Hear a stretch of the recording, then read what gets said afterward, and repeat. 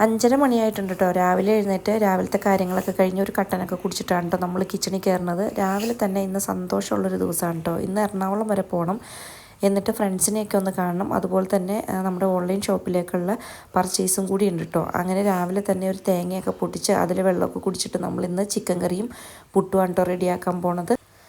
ഒരുപാട് നാളുകൾക്ക് ശേഷമാണ് കേട്ടോ നമ്മളിന്ന് ഫ്രണ്ട്സിനെ കാണാനായിട്ട് പോണത്.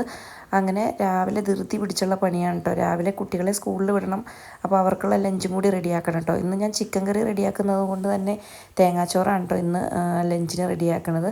അങ്ങനെ ചിക്കനൊക്കെ കഴുകി വൃത്തിയാക്കി വെച്ചു, അതുപോലെ തന്നെ തേങ്ങയൊക്കെ ചിരകി വെച്ചിട്ടോ. ഞാനിന്ന് എളുപ്പപ്പണിയിലാണ് കേട്ടോ പുട്ട് റെഡിയാക്കണത്. ഇങ്ങനൊരു അരിപ്പ പാത്രത്തിലിട്ടിട്ട് ഒന്നിച്ച് വേവിച്ചെടുക്കുകയാണ് ചെയ്യണത്. അങ്ങനെ പുട്ടൊക്കെ വാരി വെച്ചു കേട്ടോ. ഇന്ന് ഞാൻ അവർക്കായിട്ട് ഒരു സ്പെഷ്യലായിട്ടുള്ളൊരു സംഭവമാണ് കേട്ടോ കൊണ്ടുപോകുന്നത്. നമ്മുടെ വീട്ടിൽ ഒരു പ്ലാവിൽ ഒരു 2-3 ചക്ക ഉണ്ടായിട്ടുണ്ടായിരുന്നു കേട്ടോ. അതിൽ ഒരു ചക്ക ചെറുതായിട്ട് കട്ട് ചെയ്തിട്ട് അതാണ് കൊണ്ടുപോകുന്നത്. അങ്ങനെ റെഡിയായി ഞാൻ പോകാൻ റെഡിയായിട്ട് നിൽക്കുകയാണ് കേട്ടോ. അങ്ങനെ അവരെ കാണാനായിട്ട് ചെന്നു. മറൈൻ ഡ്രൈവിലാണ് കേട്ടോ പോയത്. അവിടെ ചെന്നപ്പോഴേക്കും ചക്ക ആകെ മേടിച്ചിട്ട് അവർ കഴിക്കുന്ന രംഗമാണ് കേട്ടോ ഈ കാണുന്നത്.